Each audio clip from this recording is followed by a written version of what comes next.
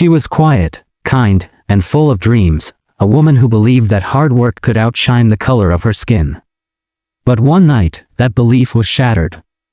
In a cold jail cell, laughter echoed as her dignity was stripped away, along with her hair. They thought it was funny. They thought she would break. But years later, those same men would stand before her, no longer laughing, only trembling. What happened between that night and the courtroom? This is the story they never saw coming. It began like any other morning in a small southern town, the kind where the air feels heavy before the sun even rises, and people know each other's names but not each other's truths. Maya Carter woke before dawn, just as she always did.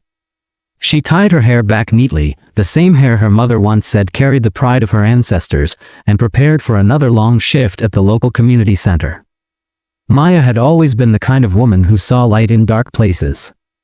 She volunteered with children, helped elderly neighbors with groceries, and spent weekends painting murals about unity on cracked concrete walls. To those who knew her, she wasn't just another face, she was a reminder of hope, resilience, and quiet strength. Her laughter carried warmth, but beneath it lived the weight of generations who had been told to stay in their place. Maya had learned to navigate that world carefully, polite smiles at police checkpoints, calm tones when voices rose, and always the invisible armor that black women wore just to make it through the day. Life, for her, wasn't perfect, but it was steady. She was saving to attend law school, determined to defend those who couldn't defend themselves. She often said justice wasn't just found in books or courtrooms, it began with compassion. Her dream was simple, to become a judge one day and prove that fairness could exist for everyone, regardless of color or background. But dreams, in her world, were fragile things. That summer had been tense. News of protests, police confrontations, and racial divisions filled every TV screen. People whispered about change, but few were ready for it. In her small town, the tension was quieter, hidden behind forced smiles and unspoken fears. The same officers who waved in daylight carried bitterness in the dark. One Friday evening, Maya closed the center later than usual. The sun had already dipped, painting the sky in bruised shades of purple and gray. She locked up the doors, slipped her bag over her shoulder, and started her walk home, the same familiar route she had taken hundreds of times. The air felt different that night, heavier somehow, as if the town itself was holding its breath. She noticed the flashing red and blue lights before she heard the siren. A police car rolled slowly to a stop beside her. Two officers stepped out, men she'd seen around before. Their smiles were sharp, hollow. They said she fit the description. Maya tried to explain, her voice calm, her ID already in hand. But they didn't care about explanations. Their tone shifted from questions to commands, and in moments, what began as a misunderstanding turned into something cruel, something that would scar her for years. By the time the night was over, Maya's hands were cuffed, her body bruised, and her hair, the same hair her mother once called a crown, was gone. The laughter that echoed through that cell would haunt her long after the bruises faded. But pain has a way of planting seeds, and from her humiliation grew something the officers never expected. She would rebuild. She would rise. And one day, those same men would look into her eyes again, not as a victim, but as the woman holding their fate in her hands. They thought they broke her that night. They didn't know they were creating the one person they'd never want to face. The days after the incident blurred together like pieces of a nightmare she couldn't wake from. Maya tried to return to her routine, but nothing felt the same. The stares in the grocery store, the whispers behind her back, the way her coworkers paused mid-conversation when she entered the room, they all carried a silent judgment. To them, she wasn't Maya the volunteer anymore. She was that woman, the one who got arrested. What few people knew, however, was the cruelty that took place behind those locked cell doors. The police had shaved her head as a lesson, mocking her as they did it. They said she should be grateful they didn't do worse. The sound of the clippers, the cold metal against her scalp, the laughter, it all replayed in her mind like a cruel echo she couldn't silence. She had filed a complaint, of course. She went to the department, told her story, demanded accountability. But the officers denied everything. Procedure, they called it. Standard check for contraband. The report was buried before it ever saw daylight. The town's officials, all smiling faces at community events, dismissed her as emotional and misunderstanding the process. In a world built to protect them, truth became her enemy. Maya tried to stay strong. She covered her head with scarves, tried to focus on her work, tried to pretend it didn't change her. But every reflection reminded her of that night, of their laughter, their power, their hands forcing humiliation onto her. It wasn't just about hair. It was about control. About reminding her where they believed she belonged. Weeks turned into months, and the pain that once silenced her began to change. It hardened into something sharper. Determination. She spent nights buried in law books, studying every statute, every case of misconduct and civil rights abuse she could find. The same system that once silenced her, she would learn to speak its language. She'd make it listen. But it wasn't easy. The world doesn't welcome a black woman who refuses to stay quiet. She was labeled difficult, angry, obsessed. Yet she kept going, taking night classes, working extra shifts to pay tuition, using every bit of pain as fuel. And slowly, something incredible began to happen. The community that once looked away started to see her differently. People who had faced their own injustices, unfair evictions, racial profiling, job discrimination, began to seek her out. They saw her strength. Her persistence. She became a quiet force, someone who refused to be erased. Years passed, and Maya earned her law degree. But she didn't stop there. She applied for the bench, a position that few black women in her state had ever achieved. When she walked into that courtroom for her first day as a judge, the same town that once mocked her whispered again. But this time, it wasn't laughter. It was disbelief. She had become what they never thought she could, the embodiment of justice itself. Still, even in her new role, the shadows of that night lingered. She carried the memory of it not as a wound, but as a reminder, that power without empathy was nothing but cruelty dressed in authority. Then one morning, a case file landed on her desk, a civil misconduct case involving 2 police officers accused of excessive force. The names at the top stopped her breath cold. The same men. The same officers who had mocked her. Her fingers trembled as she turned the pages. Their faces stared back at her from the attached photos, older now, but unmistakable. A wave of memories crashed over her, but she steadied herself. The gavel on her desk wasn't just a symbol anymore. It was her weapon. Her justice. As the hearing approached, she felt the old fear resurface, that small, shaking part of her that still remembered being powerless. But this time, she wasn't alone. The courtroom was her ground now. The law was her armor. When the day finally came, the town gathered. Cameras. Reporters. The same police department that once ignored her complaint now stood under investigation. The irony wasn't lost on anyone. The courtroom doors opened, and they entered, the 2 officers, confident, smirking, certain the system would protect them again. They didn't recognize her at first. But when she entered the bench, in her black robe, eyes steady, silence filled the room like a storm before lightning. Their smirks faltered. For a brief second, time seemed to hold its breath. Maya didn't speak immediately. She let the moment stretch, let them feel the weight of their past pressing against the present. She wasn't there for revenge. She was there for truth. The testimonies began. Witnesses spoke. Evidence surfaced. Every lie the officers told began to unravel, one thread at a time. The same arrogance that once protected them now worked against them. They had become careless, assuming their badges made them untouchable. But the law, when wielded by the right hands, could cut deeper than any blade. As she listened, she remembered that night again, the laughter, the humiliation. But this time, the laughter wasn't theirs. It was gone, replaced by silence, by the crushing realization that their world had turned upside down. When the defense tried to dismiss the charges, claiming procedural misunderstanding, she kept her voice calm but firm. Every word she spoke carried the weight of experience, not just legal authority, but lived truth. And in that moment, everyone watching knew, this wasn't just another case. It was history correcting itself. Outside the courthouse, people began to gather. Protesters, community leaders, victims of injustice, all waiting for the verdict. The story of Maya Carter, once silenced, had spread. To them, she was no longer just a judge. She was a symbol. A living reminder that pain can become power. Inside, as the hours dragged on, the tension built to breaking point.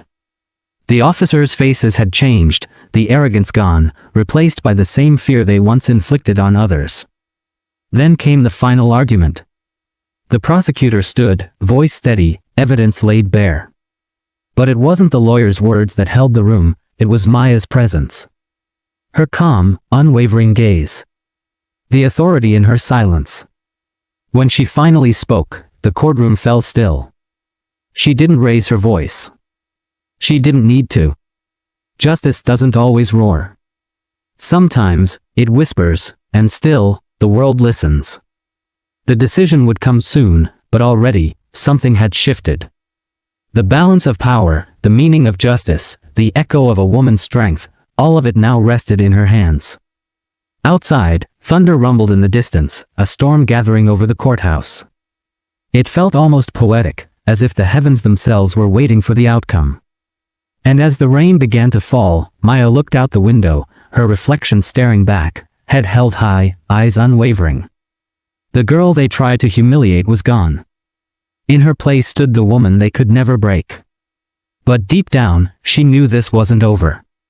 The verdict would soon decide not just their fate, but the message her town, and the world, would carry forward. Would justice finally be served? Or would the system that once failed her, fail again? The answer was coming. And this time, the world was watching. The courtroom was suffocatingly silent. Every creak of a chair, every shuffle of a paper seemed to echo off the walls like thunder. The air was thick, heavy with the weight of history, of pain, of truths long buried. Judge Maya Carter sat at the bench, her fingers lightly resting on the gavel. Her heart was steady now. Years of discipline, of endurance, had taught her how to contain her emotions, but inside her, a storm raged, memories clawing at the edges of her composure. The courtroom was packed. Journalists, civil rights advocates, townspeople, everyone wanted to see what would happen. They all knew the story by now. The same officers who had humiliated her were finally being judged in her courtroom. The irony was poetic, but the reality was far more brutal. Across the room sat the two officers, Sergeant Holt and Officer Daniels. The once familiar smirks had vanished. Holt's jaw was tight, his eyes darting toward the exit every few minutes. Daniels' hands trembled slightly, betraying the confidence he tried to project. They had faced accusations before, but never like this. Never under her gaze. Maya scanned the courtroom, every detail sharp in her mind, the sweat glistening on their foreheads, the flicker of camera lights outside the window, the whisper of pens scratching notes. She could almost hear her mother's voice in her head, "Hold your head high, baby. The truth don't need to shout." The prosecutor rose, holding a stack of photos, evidence of brutality, reports of misconduct, testimonies from other victims. "Your Honor," he began, "these men weren't just enforcers of the law. They were its abusers." His voice trembled with passion.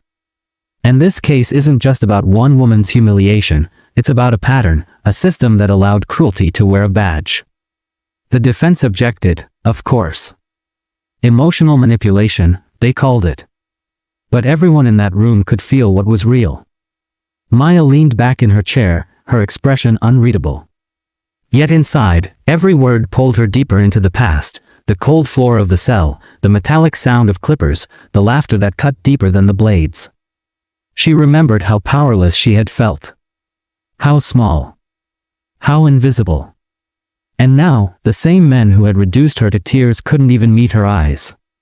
The prosecution called the final witness, an older officer, long retired, who had worked alongside Holt and Daniels years ago. His voice shook as he testified. He had seen the abuse, heard the laughter, and done nothing. "I should have stopped it," he said, eyes down. But back then, nobody wanted to cross them. They had power. They knew it. Gasps rippled through the courtroom. Maya's chest tightened. For years, she had wondered if anyone had seen. If anyone cared. And now, to hear it confirmed, to know that others had watched and stayed silent, it was both painful and liberating. The truth was finally out. But the defense wasn't done. They launched their counterattack, painting her as biased, vengeful, unfit to judge this case. Your Honor, the defense attorney said smoothly, with all due respect, you are personally involved. This case directly involves your own past. Can justice truly be served under these circumstances? Murmurs filled the room. Cameras flashed. Maya's pulse quickened, but she kept her face still. Are you questioning the integrity of this court? She asked, voice calm but edged with quiet authority. The attorney hesitated. I'm questioning human nature. That line hung in the air like a knife. For a moment, Maya said nothing. Then she leaned forward slightly, eyes locked on his. You're right, she said softly. I am human. But the difference between me and your clients is that I learned humanity through suffering. They learned power through cruelty. A stunned silence fell over the courtroom. She let the words linger, not as retaliation, but as truth. Then, one of the defendants, Holt, snapped. He stood up, slamming his hand on the table. This is a damn setup. You think you can humiliate us like we did you? His voice echoed through the room. For the first time, his mask cracked, rage spilling out, raw and unfiltered. Security moved toward him, but Maya raised a hand. Let him speak, she said quietly. Holt glared up at her, trembling with fury. You think wearing that robe makes you better than us? You were nothing then, and you're nothing now. The room froze. Reporters leaned forward. Every camera lens pointed at her. Maya stood slowly, her robe flowing around her like shadowed armor. You're right, she said softly. I was nothing to you. But that's the thing about people like you, Sergeant, you mistake silence for weakness. You mistake humility for fear. You mistake dignity for surrender. Her voice grew steadier, stronger, every word echoing like thunder in the stillness. But today, I'm not the one on trial. You are. The tension snapped like a live wire. Holt sank back down, his anger swallowed by the silence he had once used as a weapon. Outside, rain lashed against the windows, streaking the glass like tears. Inside, the courtroom seemed suspended in time. As the evidence closed and final statements were made, Maya listened, not as the victim she once was, but as the embodiment of justice she had become. Each side argued, pleaded, twisted words into shields. But the truth was no longer hiding. It stood tall in the center of that room, undeniable. Then came the jury's deliberation. Minutes stretched into hours. Reporters filled the hallways. The crowd outside swelled, some praying, some chanting her name. Inside her chambers, Maya sat alone, staring at the faint reflection of her shaved head in the polished wood of her desk, a memory she could never escape. It wasn't the hair she mourned, it was the innocence of believing that dignity alone could protect her from hate. Now she understood, justice wasn't gentle. It was forged in fire. A knock at the door broke her thoughts. Your Honor, an assistant said softly, the jury's ready. She stood, steadying her breath. Her reflection stared back one last time, the woman they tried to destroy, the woman who rose anyway. When she re-entered the courtroom, the crowd rose. Cameras clicked. The officers looked pale, hollow. The foreman of the jury stood, a folded piece of paper in his trembling hand. The sound of it unfolding seemed impossibly loud. We, the jury, find the defendants. A pause. The longest second of her life. Guilty on all counts. The room erupted, gasps, cries, cheers. Reporters shouted, cameras flashed, the sound of justice finally breaking free. Maya's heart pounded. She looked at the two men, once her tormentors. Now reduced to silence, the same silence they once forced upon her. For a long moment, she didn't move. Then she raised her gavel and struck it once, firm and final. The sound echoed like a closing door on a painful past. Order returned slowly, the noise fading into a hum. But as the officers were led away in cuffs, something unexpected happened. Holt turned, his face drained of color, and met her eyes one last time. There was no anger now, just recognition. A flash of something almost human. Maybe regret. Maybe shame. And in that fleeting moment, Maya felt no victory. Only clarity. This wasn't about revenge. It never had been. It was about balance, the world finally tilting, even slightly, toward what was right. She exhaled deeply, the tension of years leaving her body all at once. The courtroom around her blurred, the noise distant. All she could hear was the rhythmic sound of her heartbeat, strong, steady, alive. But outside, the world was already shifting. The story was spreading. Headlines were being written. Debates were beginning. People were asking questions that had been buried for too long. And Maya knew, this verdict was just the beginning. She returned to her chambers, shutting the door behind her. For the first time in years, she let the tears fall freely. Not out of pain, but release. She had carried the weight of that night for so long, she had forgotten what it felt like to breathe without it pressing on her chest. As the rain outside softened into a drizzle, she looked out the window. Across the courthouse square, people were standing together, strangers hugging, voices rising, candles flickering against the dark. It wasn't justice for everyone. Not yet. But it was a start. She thought of her mother again, of her words. One day, baby, your strength will speak for the ones who can't. And it had. But as the night deepened, a new thought crept into her mind, quiet, chilling, unresolved. Justice had been served in that room, but beyond those walls, the same system still existed.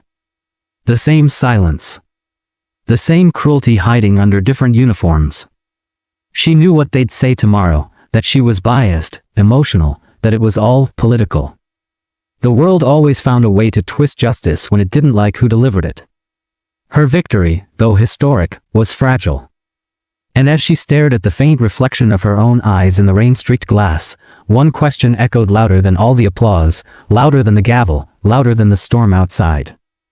Would this verdict change anything? Or would it just be another story, one more forgotten echo of pain in a country still learning how to listen? The lights in the courthouse dimmed, and the world outside continued to move, faster, louder, hungrier for the next headline. But Maya Carter remained there, still, staring into the dark. Because for her, the real trial had only just begun. When the courthouse emptied that night, the air outside felt different. It wasn't celebration, not really. It was something quieter, heavier. People stood together in silence, as if realizing that justice, when it finally came, didn't erase the pain that created it. Judge Maya Carter walked down the courthouse steps slowly, her robe brushing against the stone. Cameras flashed, microphones reached out, questions poured like rain, but she said nothing. Her silence spoke louder than any statement could. For her, this moment wasn't victory. It was closure, and a reminder of how far there was still to go. The verdict had made national headlines.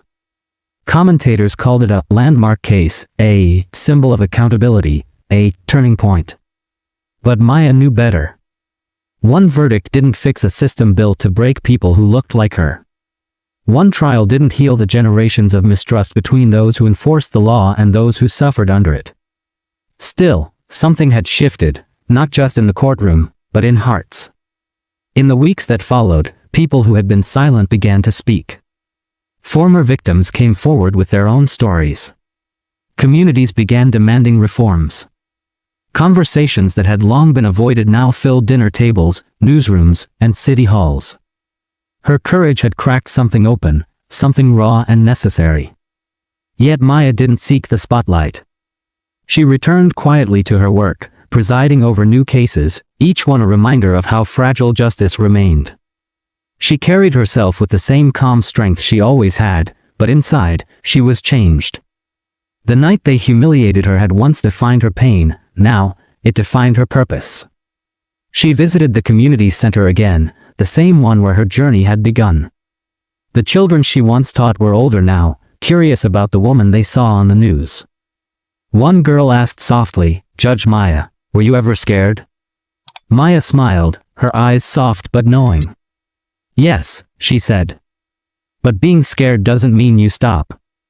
It means you understand what's worth fighting for." Her answer wasn't just for the child, it was for herself, for every person who had ever been silenced, shamed, or stripped of dignity simply for existing. Over time, her story became more than a courtroom victory. It became a lesson that dignity can be taken, but not destroyed. That courage doesn't always roar. Sometimes, it stands quietly in the face of hate and refuses to move. But beyond the headlines, beyond the applause, a question lingered, the same one that haunted her in the quiet hours of the night. How many more would have to suffer before justice became the rule, not the exception? Because for every Maya, there were countless others still waiting, unheard, unseen, unprotected. And that's the part of her story the world must not forget. She hadn't just faced her oppressors, she had faced a system. And though she won, she understood that real change takes more than one verdict. It takes voices. It takes truth. It takes people willing to stand up, even when standing up feels impossible. As the camera fades, imagine her walking away from the courthouse, the rain easing into a calm drizzle. She doesn't look back. She doesn't need to. Her past no longer controls her, it fuels her. And her story leaves us with a single, unshakable question. If justice like this is so rare, what will it take for it to become ordinary? Because until that day comes, stories like Maya's aren't just reminders. They're warnings. And they're a call to keep fighting until no one else has to.